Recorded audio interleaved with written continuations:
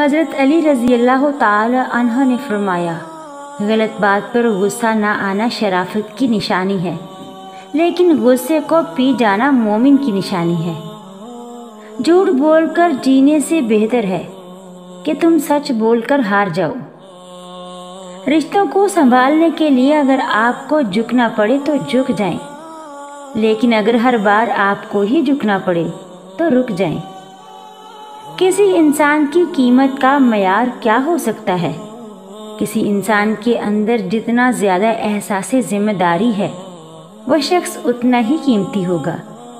شک اپنے اوپر غالب مت آنے دو، ورنہ تمہیں دنیا میں کوئی بھی اپنا ہمدرد نہیں ملے گا۔